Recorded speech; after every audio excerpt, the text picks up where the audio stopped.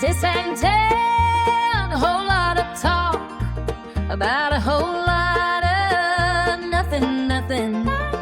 Sis and tell, a whole lot of talk about a whole lot of nothing. Hey, Allie. Well, hey, man, what's going on? School has begun, but also Whoop, whoop. the Common App has opened. Oh, gosh, I'm so sorry. I know. And it's 'cause I've got twins who are both, and you know this is for the listeners, obviously, but that'd be funny if I was like, I have twins, Allison, Did you right? know I had twins 17 years ago? So, like I was like, this is so efficient. We were going to have 3 kids anyway. Now we've got 2 kids that we're doing all the same things with. So efficient, except Oscar is still away on his trip, and Ruby has started all this other stuff. And I'm like, crap, this ruins my plan, which is you'll have to do this stuff at the same time so I can be there to like project manage. Yes. And by the way, I'm not a helicopter parent. They've asked for help with project management. But one of the things they have to do is they have to fill out this freaking long ass form for their college counselor at school so that he can write a recommendation for them. And he's got probably like 80 students. Right. It's his cheat sheet. Yeah. And he's got to be using ChatGPT from that to write these letters. Got to be. Right? I would. Right? Oh my God. Like how, and poor guy, I feel like all the college counselors who had to write this without ChatGPT before, like it must have been like a plug and play, right? By the way, are people even writing their own emails without ChatGPT? I'm not even texting without ChatGPT. This like, conversation, can you just respond to my bank and tell them thank you for the code they just sent me? That'd be great. Right. This script is entirely AI. Thank you. I don't even know how to have a conversation with you anymore. But no, so Ruby is filling this out and she's like, what do I say for this? And I'm like, what do you mean? Like, she's like, what about that? I'm like, how do you not know how to talk about yourself? And Right. it's like I told her, I go, look, I talk for a living. It's what I do, but I cannot comprehend not knowing what to say. I'm like, I don't know how you don't know what to say about yourself. It's never been a problem of mine. In fact, I might just go back to school so I can fill out another application and tell someone who doesn't know me all about myself. Man, I loved filling out applications. I'm like, oh, you want to know about me? Great. I want you to know about me. This is my favorite question.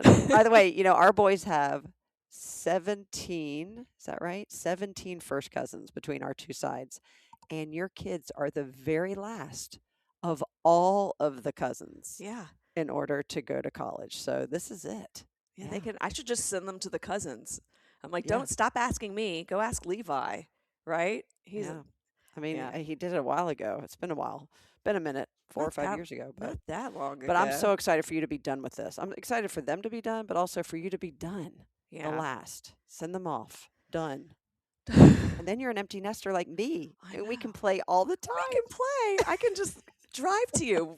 I can just wake up and drive to you and I don't have to worry about anything. I know. Speaking of seeing you, so I have to just clarify something. So I texted you the other day that I bought this new hair tool. Anybody who listens knows I go down rabbit holes. I love watching hair straightening videos. It's just a pastime and an addiction.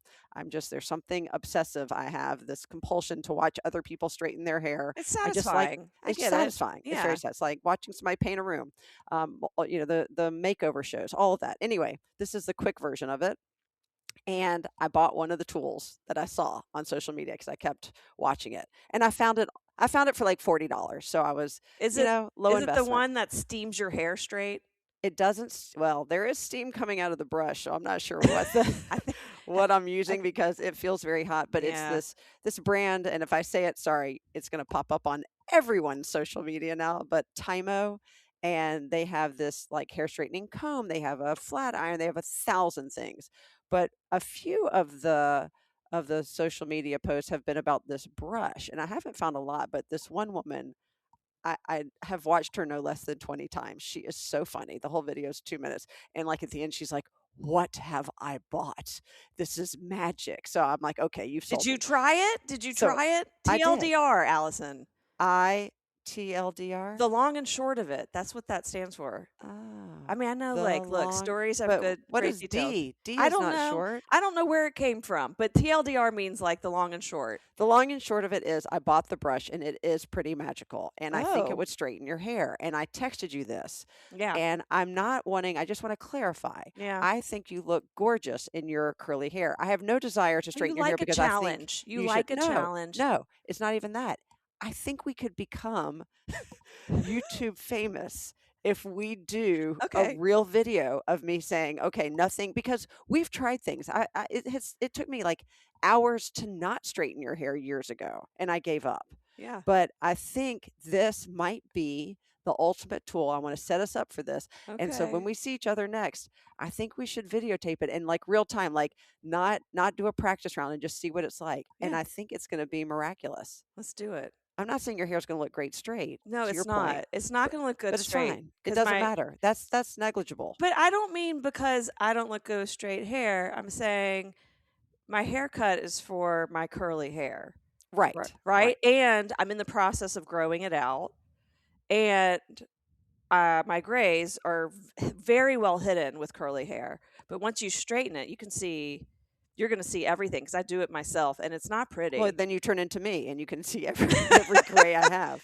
Right. It's not pretty. Like, I don't do a good job, but with curly hair, it's like you hide the flaws. Yeah. So, Well, I used to, when I was running this youth group in Chattanooga for 20 something years, and we'd take a trip. And even on these trips, I would get like obsessive about like anybody want their hair straightened, and even the guys would be like, sure, Allison, you can straighten my hair, like, because some of them had long this curly Jewish hair. So I'm like, okay, we have all these pictures and videos from when they're now in their late 30s probably, but when they were younger and we would straighten their hair. I'm like, it's just so fun. There is something so fun about straightening curly hair, and your hair is like the curliest of the curls. I think the last time you straightened my hair was when Murray was a toddler, and I have a picture, and we went out to dinner in Chattanooga.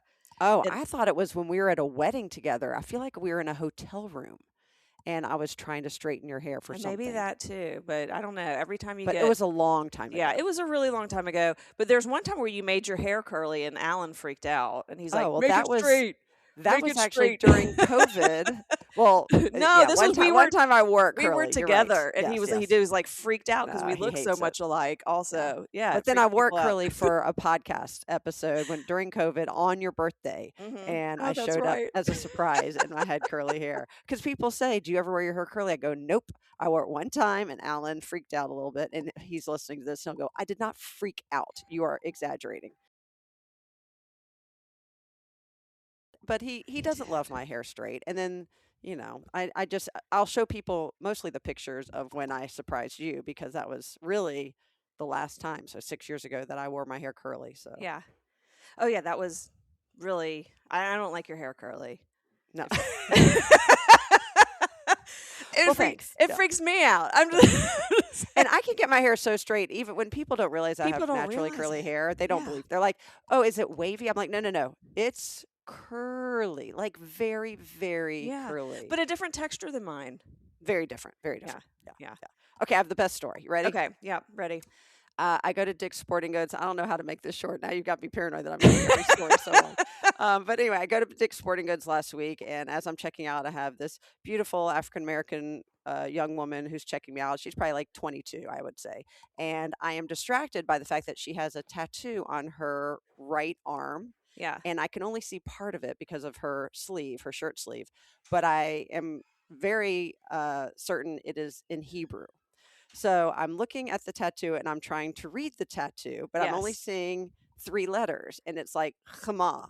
And I'm like, Chama, like what could that start with? So I'm like, and she's like, will this be all? I'm like, yes, Chama. She goes, what? And she's looking around. I said, I'm so sorry. And I knew maybe I shouldn't say anything, because there's 2 things happening. One is I think more Jewish people are getting tattoos. There was a time when if you had a tattoo, you were technically not allowed to be buried in a Jewish cemetery. That's not true.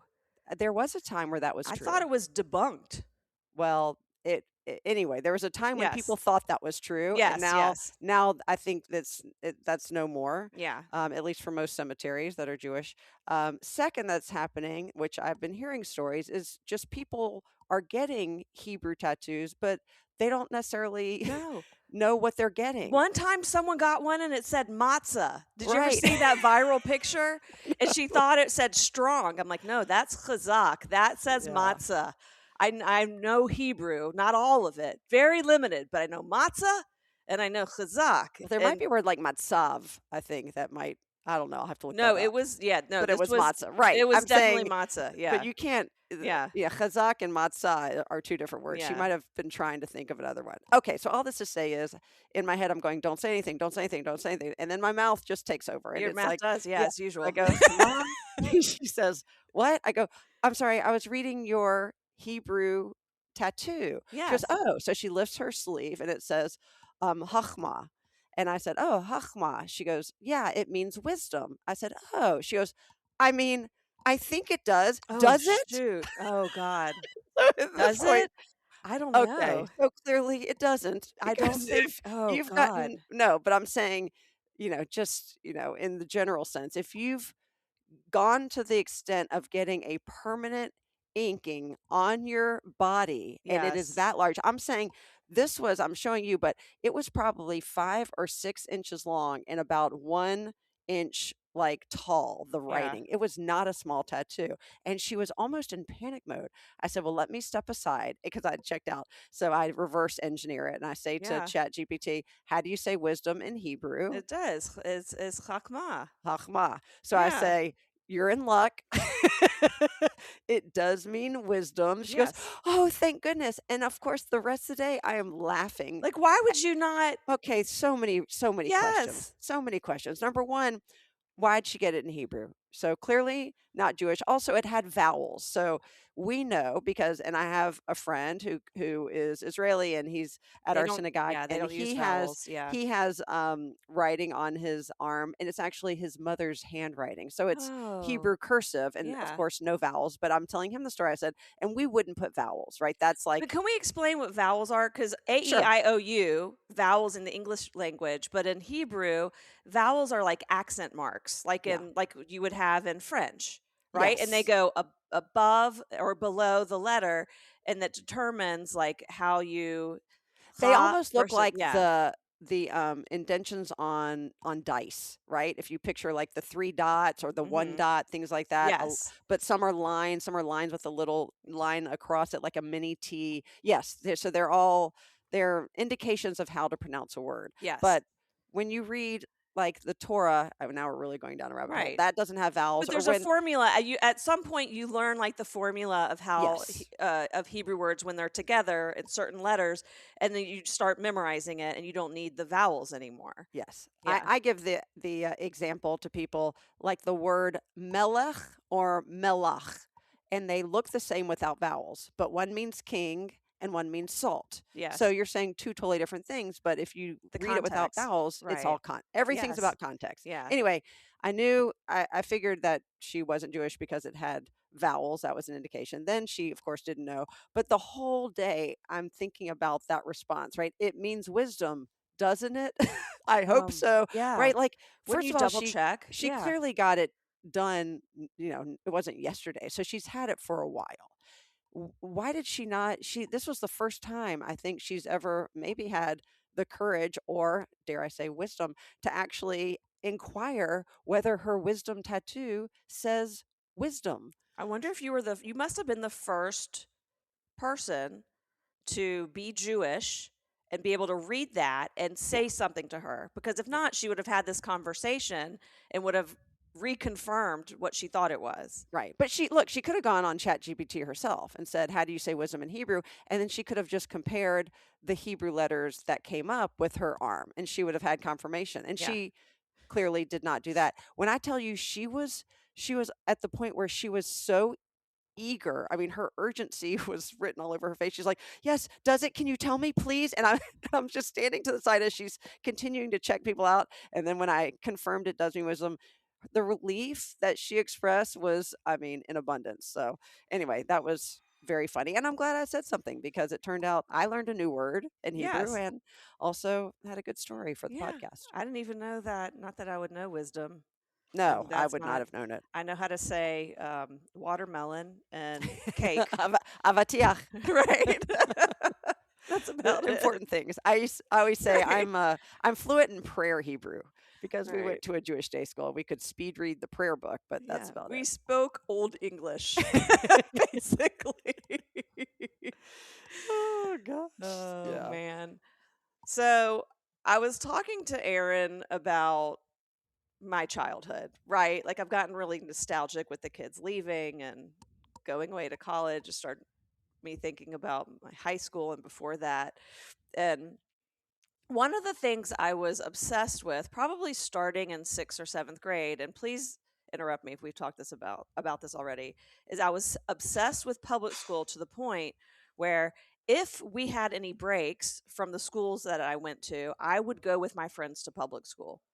I would spend the day. Well, explain where we went. So I went to a Jewish day school up until 7th grade, and then 8th and 9th grade I was at Indian Springs. And I told him like he's like, do you wish you had gone to public school instead? Like, because I switched to public school in 10th grade, and he goes, do you wish you had gone? And I said, no, I think I dodged a bullet because we didn't have like the middle school experience, and Indian Right. Springs was totally different because in 8th grade, which I label as part of middle school, everyone was new, so we were all like in a situation where like no one came in with a group of friends like you do when you go from elementary school to junior high or whatever.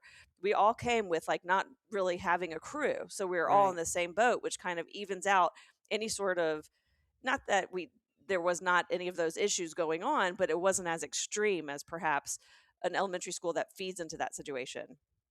But I remember going to middle school with like, or the junior high, and with probably Julie Meyerson, and having a really fun time and having a crush on this boy like I usually did, and telling one of Julie's friends, and she immediately tells the guy in front of me that I have a crush on him, and Not cool. thinking what's happening here? Like I couldn't even comprehend.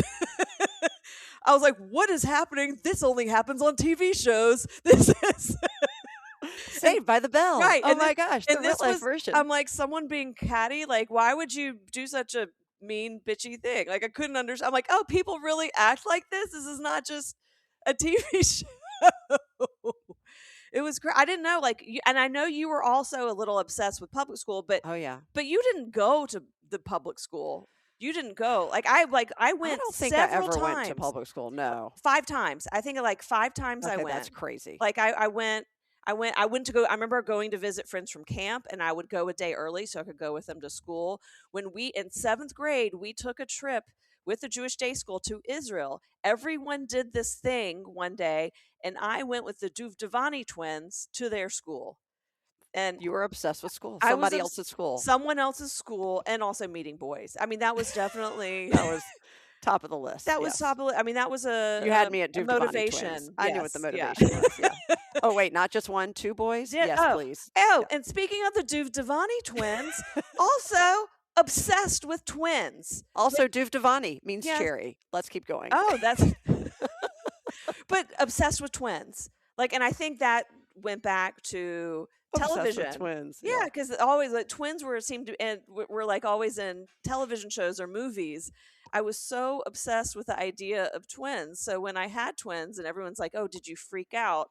And I was like, "No, everything in my life prepared me for this. Television shows, all the Cabbage Patch kids I had. I'm good with multiples." So I wasn't obsessed with going. I never did go to school. That's actually a brilliant move. But because we were at the day school, and I mean, your class was as small as mine. I was one of 5 in my graduating class. No, in I was 7th one of grade. 5. Yeah, That's what I'm saying. Yeah. We had the same, Oh. composition. Yeah. And I was the only girl. So my whole social outlook was through extracurricular. So doing dance, doing softball, doing brownies and Girl Scouts. And so I had a finger on the pulse of public school social circles. Right, the hierarchy of Oh, what the was what. hierarchy. I knew Yeah. who the popular kids were. I knew who liked who. I mean, it to a point where it was not normal. I mean, maybe it really would have made a great like after school special, right? Where, the parochial school girl is now like, oh, naive. We were and this. basically homeschooled. You know what I mean? Like, we were basically homeschooled. Yeah. But yeah. like, it was like a group homeschool at the was. JCC. Oh my But gosh, I'm gonna really, start telling people I when was you- Jewish homeschooled. I was Jewish. Like, really, when it's that small, So was small. it was Yeah. like a homeschool. I Like, know. even Well, down, and that's to this even day more why for Shira and I you. are so close, because Shira was the grade below me. She graduated with 2 people, Oh, her and Josh Rutsky. God bless them. Like, literally. I mean, so the two of us, we had to we had to cling to each other. Literally, we only had each other by the time I was in 7th grade. We were it for 6th and 7th grade. We were the upper class girls. well, That's and it. Aaron's like, what happened with the 4 other people in your class, right? I said 2 of them moved back to Israel, and then the other 2 went with me to Indian Springs. He goes, oh, well, did y'all stay tight? I'm like, we were never tight. We We were just thrown together. We were thrown together. No, and we like quickly spread to different corners of the field, right? We were like, oh, where are my people? And yeah, I mean, not that we weren't giving each other little head nods, like, yes, we went through the both same nerdy trauma. Right. We both survived. Where's our I survived the Jewish Day School Right. t-shirt? Yeah. No, that was actually a wonderful experience. And I would not, I'm so, I have such nothing but fond memories of going to the Jewish Day School. And no, I do a speech now entitled "Because I Went to Jewish Day School." Because people say, "How do you know Hebrew?" Because I went to Jewish Day School. How do you know all this? Because everything feeds back to that. But also, was I like, thrilled about it socially when I was in the midst of it? No, for sure not. Well, But I think it's getting a taste when you go to a school also that small. It gives you a taste of what it would be like to be an only child. yeah, Right? Because you're put in a situation where you have to either be super outgoing to meet other people, or you kind of get super quiet because you don't interact with a lot of people. Your circle is small. So we wanted big circles. Yeah. And for me, and I think you had the same neighborhood growing up. We joked a couple podcasts ago that we grew up with different Peppers. Pepper was our dog because we were different ages. And we also had different, we may have had a different neighborhood, but there was no kids on our street. It was all Laura Hale for me. Okay. Stuart and I used to play with Laura Hale, who lived down the street. Mommy ran into her the other day, which is funny. Yeah. But, like anything, I was at my sister-in-law's right outside of Boston about a week ago, and she took me, we went walking, and then we cut through this pass, and she goes, "Oh, sorry, we're going to have to go through the woods and watch out for ticks." And I just looked around, I go, this is a childhood paradise. I said, if I grew up here, I would be in these woods every day, just finding new adventure. It got me so reminiscent because we used to play, and we've talked about this, but on the log, basically a tree that fell over, a dried up creek bed. The log. Meet at the log. Let's go play at the log. I don't know what we did for hours at the log. This is why Pepper and Rudy Huxtable were my best friends. Exactly.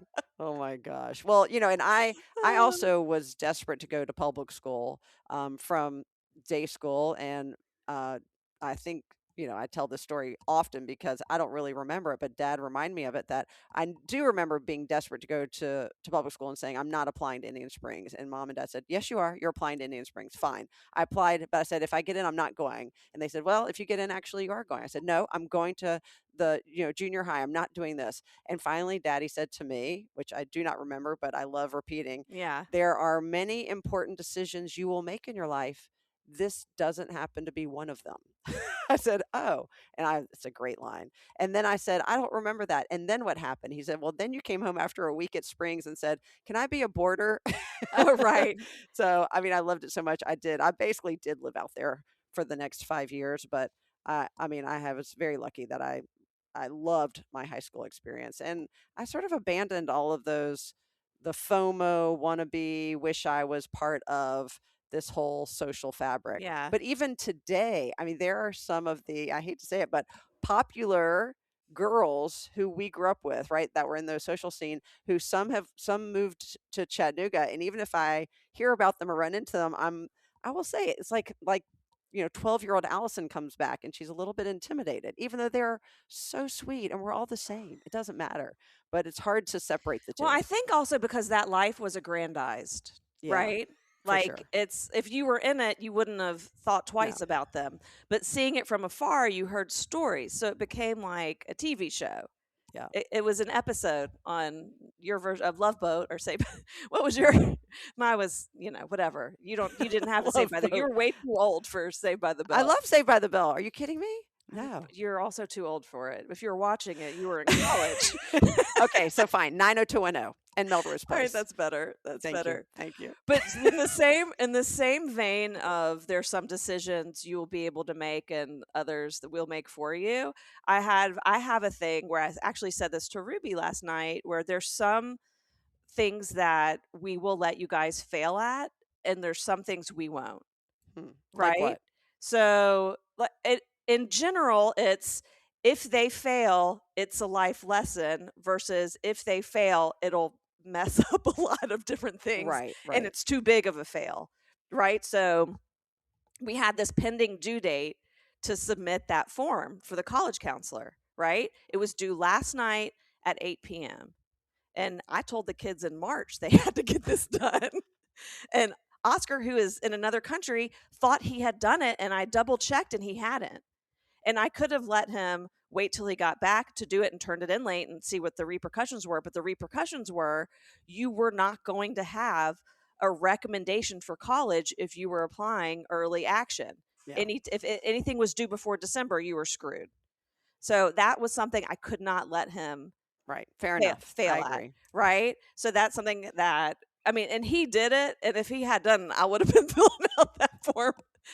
Speaking of AI, I would be like, please tell me everything I need to know about Oscar Marks. Right. Please submit this to his college counselor. Right. Well, he already started putting together his resume and a first draft of his college essay before he left. And I probably would have used that as please fill this out. But yeah, I would have totally done that sucker for him if he had. He used his phone to do it, which was very hard. He was up till 2 a.m. because he had 7 extra hours. Thank goodness. But he really is like, oh my God, I thought I had done that, and he had started to. He just never finished it. But again, but that is the repercussion, right? He had a repercussion, and that was he had to stay up till 2 a.m.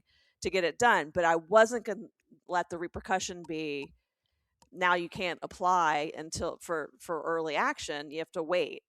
That would have been way too much. No, and I quote the middle school head of their school in Chattanooga, who, when we had our little parent orientation, said, how many of you believe that your kids learn best when they actually fail at something? We all raised our hand. He says, and then how many of you will do anything in your power to not let your child fail at something? And we all raised our hand. He goes, so we can't have it both ways. And he said, and this is the hardest lesson you're going to learn as a parent, especially in middle and high school, is failure.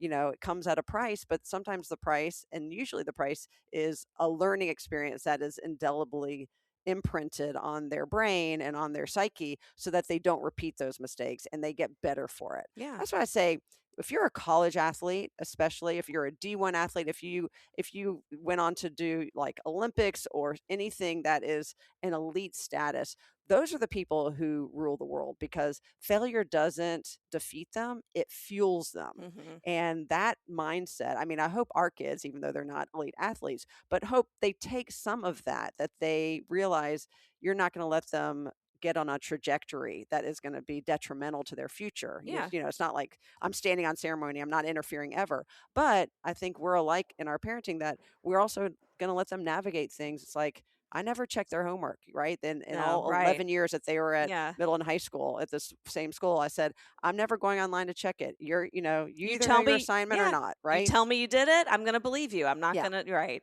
Right. Yeah. I always say, I've been in 7th grade. I have been in 10th Your grade. turn. I've been in AP. Right. Your time.